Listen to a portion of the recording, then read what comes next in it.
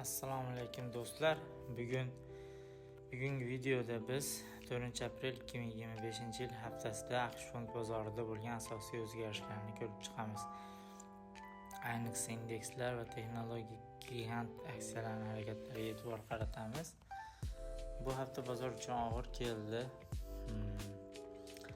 S&P indeksi haftani 5074 darajada yakunladi. Bu 6% pasayish demakdir. 6%, почти 6%. Nasdaq indeksi 17935 darajaga tushib, hafta davomida 10% yo'qotdi. Juda ham dahshat. Dow Jones esa 38314 darajasida yopilib 8.1% ga kamaydi. Bu hafta tarixdagi eng og'ir kunlardan biri bo'lyapti. Pasayishlarning asosiy sababi AQSh va Xitoy o'rtasida savdo keskinlashuvi, agar bojxona tarifi va investorlar o'rtasidagi noaniqlik. Albatta, xabarlar bor. Kecha kuni Xitoy Amerika davlatlariga bojxona tariflarini e'lon qildi. Shu jumladan Xitoyga 34% tarif e'lon qildi. Bugun kecha aniqrog'i juma kuni Xitoy ham Amerikaga 34% tariflarni e'lon qildi. Yaponiya, Koreya ular ham qo'shilib o'zini tariflarini e'lon qilishdi. Natijada Amerika iqtisodiyoti uchun ancha og'ir kun bo'ldi. Xo'p, grafikdan tahlil qilib o'tib ketamiz. Baribir biz kutgan joylar bor, baribir biz kutgan rejalar bo'lishi mumkin. Albatta buni ozgina to'xtalib o'tib ketamiz. Xo'p, S&P indeksida trend yorgandan keyin qaytgan va qaytib turib bu yerdan tepaga kuch yig'a olmadida. Mana shu yerdan kuch ozgina to'plagan bo'ldi. Keyin Trump siyosati tufayli bozorda qo'rquv bo'ldi. Shundan keyin ketma-ket 2 kun, mana 3 kun ichida adashmasam 8% gacha yaqin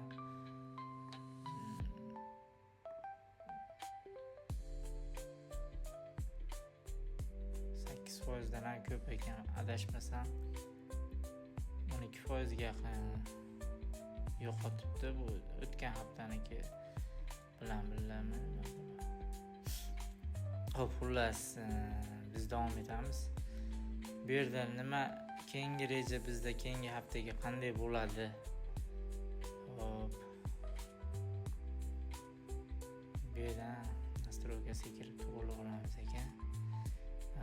To'g'ri tushunasizlar, bu mening ikkinchi videoim.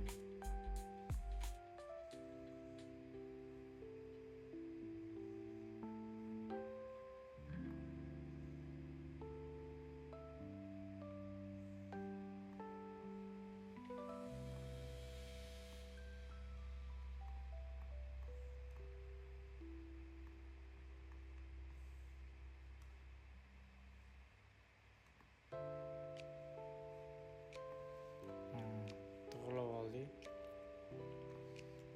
Xo'p.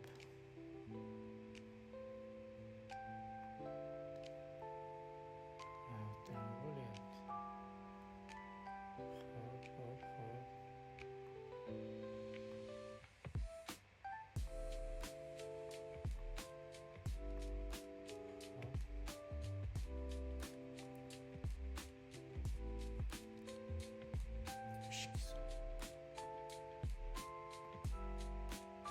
Sizlardan uzr so'rayman.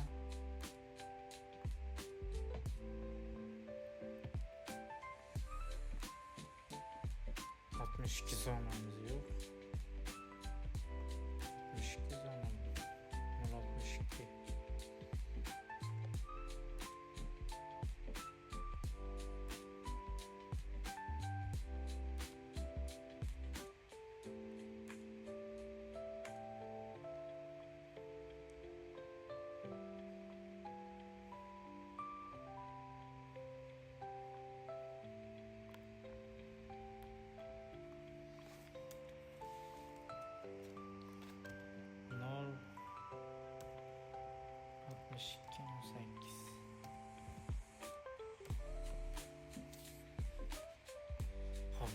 zona yo'qolib qolgan. Xo'p,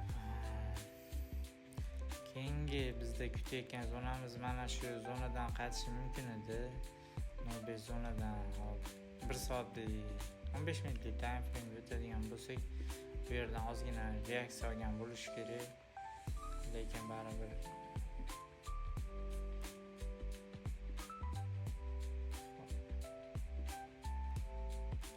albatta bu yerdan yana dash pastga ketyapti. Mana 0.38 zonadan shunday pattern deymiz, mana shunday shakl yasagan va gap bilan ochilgan. Bugun ham xuddi shunday narsa bo'ldi. Xuddi shunday liniya trend, kichkina trendcha bo'ldi, lekin tepaga uzib keta olmadi. Bu texnik olib qaraganimizda shunday. Va yana natijada tushishga tayyorgarlik ko'rib yopildi. 6% bu dahshat, shunchaki dahshat. Bizda keyingi zonamiz mana shu zona bo'ladi, 62 zonamiz. Kunlik tarifini berib olamiz.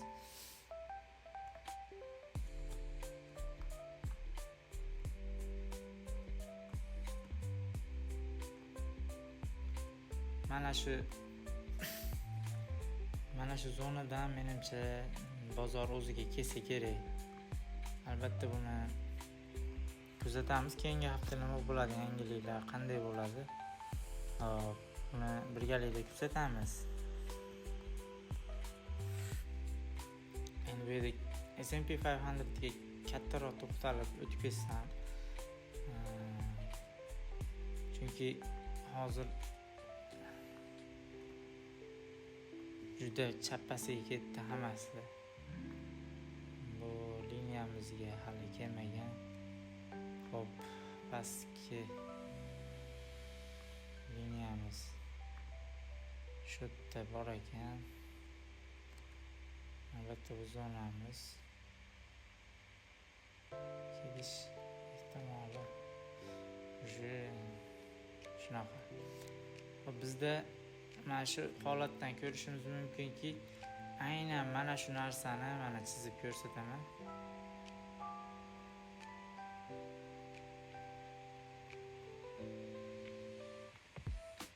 Aynan mana shu zona bu yerda shakllanyapti. Mana shu tepada shakllanib kelyapti. Mana shu zona faqat bu yerda juda tezlashib ketdi. Adashmasam 200 kun davomida 0.62 zonaga tushish uchun 200 kundan oshiq davom etgan. Xo'p, bunga chuqurroq to'xtaladigan bo'lsak, mana shu zonani to'liq oladigan bo'lsak va shunday olib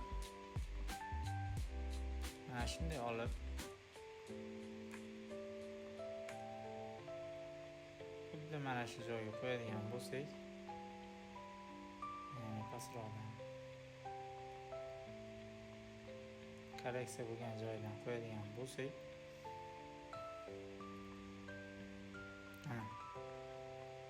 aynan teng joyda xuddi shuncha mana shu joydan yurganichalik yurib bergan va qaytish ham xuddi shunday ikkita yelka yasagan va pastga tushish bo'lgan. Xo'p, endi bu yerdan olib qaraganimizda mana shu zonadan olib qarasak, chunki bu yerda Fibonacci'miz tepadagi shu yerdan tortilgan. Albatta yoki umumiy pastroqdan olib qaraydigan bo'lsak, Fibonacci'mizni 60.05 zonaga kelgan ekan, keyin tepaga ketgan ekan. Mana ham surib qo'yamiz. Buni ham pastroqqa surib qaraymiz. Hozir 38 zonada ekanmiz. 38 zonadan yoribdi. Xo'p, bizda mana shu zona 4840 zonalarimiz. keyingi zona bo'ladi. Mana shu tushish 0.5 zonagacha tushgan tushish shu yerda qaytish boshlangan. Agar shunga ishonadigan bo'lsak, shu yerdan qaytish boshlanishi kerak. Buni o'chirib turaman.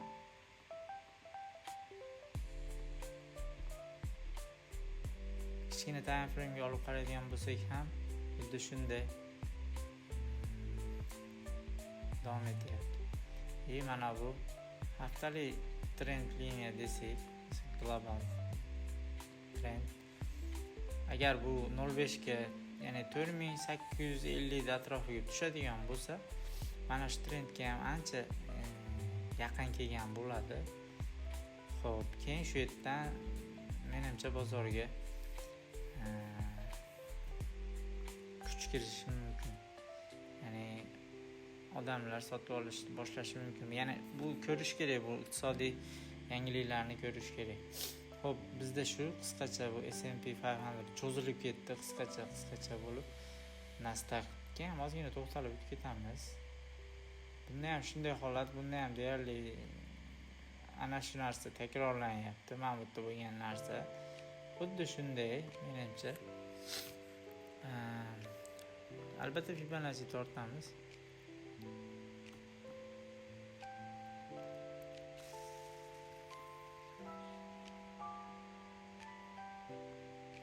Fibonacci bu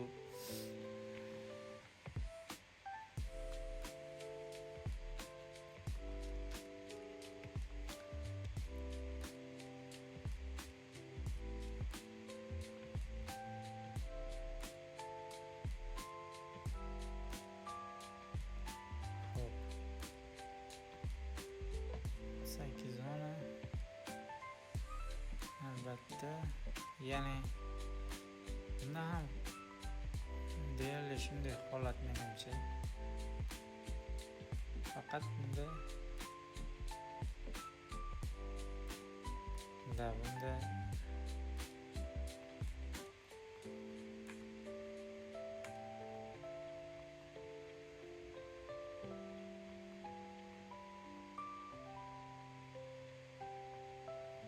bunda ozgina kattaroq bo'lgan ekan.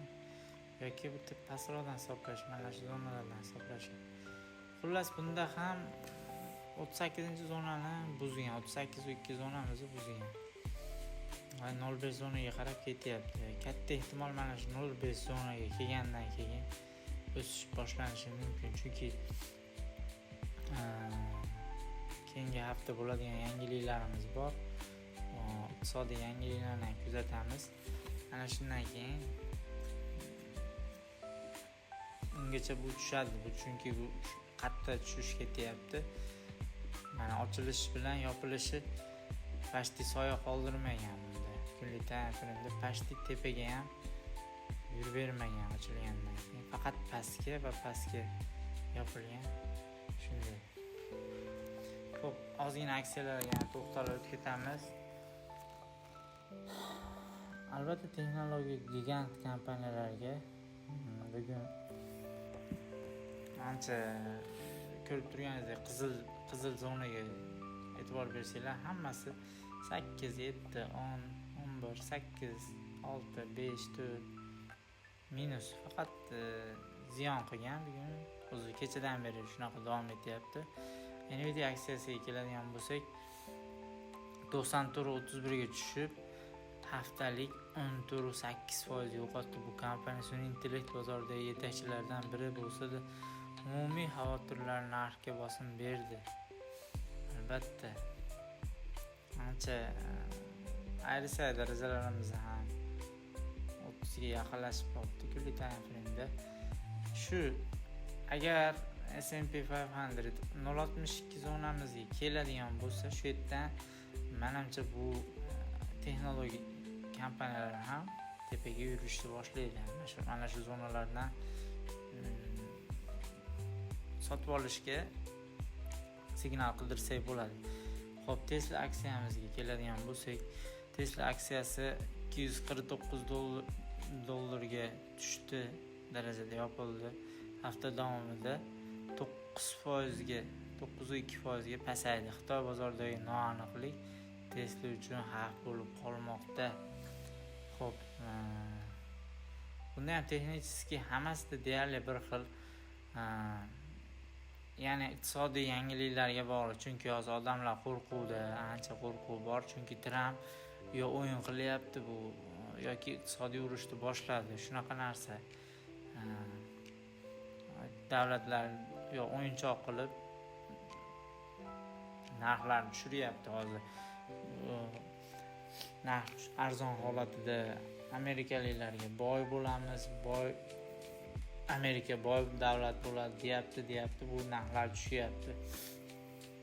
Xo'p, sun'iy ravishda tushirayotganga o'xshaydi. Bir qator gapirib o'tib ketamiz, unchalik texnически bo'lsa, signal bo'lsa aytib o'tib ketamiz. AMD aksiyasi ham ma'mullar uchirib turamiz. Zonalar kim chizgan?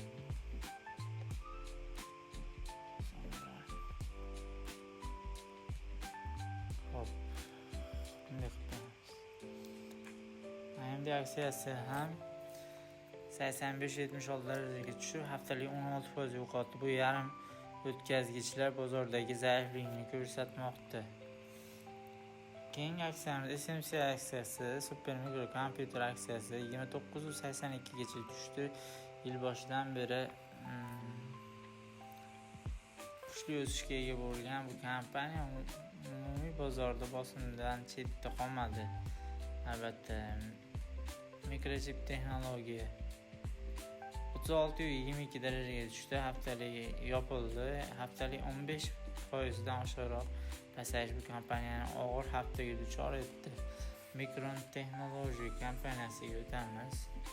64.72 ga tushib, haftani 19.5% yo'qotish bilan yakunlaydi. Bu eng katta pasayishlardan biri hisoblanadi. Qarang, mana bugun o'zida 13%, pastda 13% gacha tushgan, lekin juda sotib olishga juda yaxshi narxda. Mana shu aksiyani ko'rib o'tkazsak, haftalik agar juda ham arzon holatga ketdi.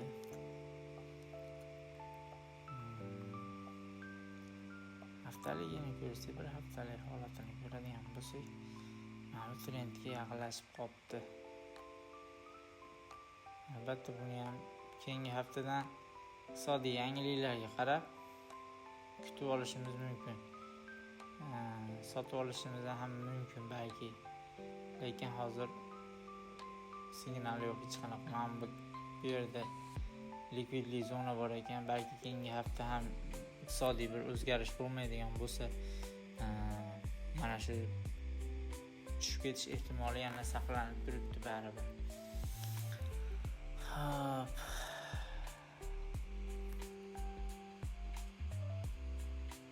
Xulosa qilib aytganda, umumiy olganda bu hafta fond bozori uchun sinovli bo'ldi. Bozor ishtirokchilari savdo urushi, inflyatsiya, kelajakdagi foiz stavkalari bo'yicha xavotirda. Texnologik aksiyalar katta bosim ostida bo'ldi. Keyingi hafta esa inflyatsiya bilan bog'liq CPI ma'lumotlari chiqadi. Bu yangiliklar bozor harakatiga kuchli ta'sir o'tkazishi mumkin. Xo'p, keyingi hafta qanday yangiliklar bor? Albatta, bu Forex Factory shunchaki biz yangiliklarni bilishimiz uchun kiramiz. Bu yerda bizga yangiliklar, kalendar, ekonomik kalendar albatta kerak bo'ladi. Xo'p. Keyingi hafta bo'ladigan yangiliklarımizdan chorshanba kuni 9-aprel kuni Fomis meeting bo'lar ekan. Albatta, buni ham kuzatish kerak, kuzatishinglarni tavsiya qilaman. Xo'p, payshanba kuni CPI kuchli yangiliklarimiz bor ekan. Yillik CPI, oylik CPI. Albatta, bu bozorga qanday ta'sir ko'rsatishini ko'ramiz. Mana unemployment claim bor ekan. Albatta, payshanba kuni juda kuchli yangiliklar bo'lishi mumkin.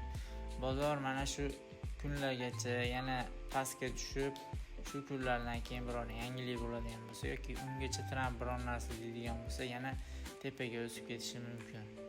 Hop, juma kuni 1-aprel kuni bu kunda ham yangiliklar bor ekan. Umumiy bu haqda o'qib chiqish kerak, o'qib chiqishinglarni tavsiya qilaman. Hop, demak shunday holat hozirda.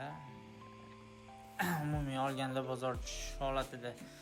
Sizningcha texnologik aksiyalar tiklanadimi yo pasayish davom etadimi? Fikringizni izohlarda qoldiring.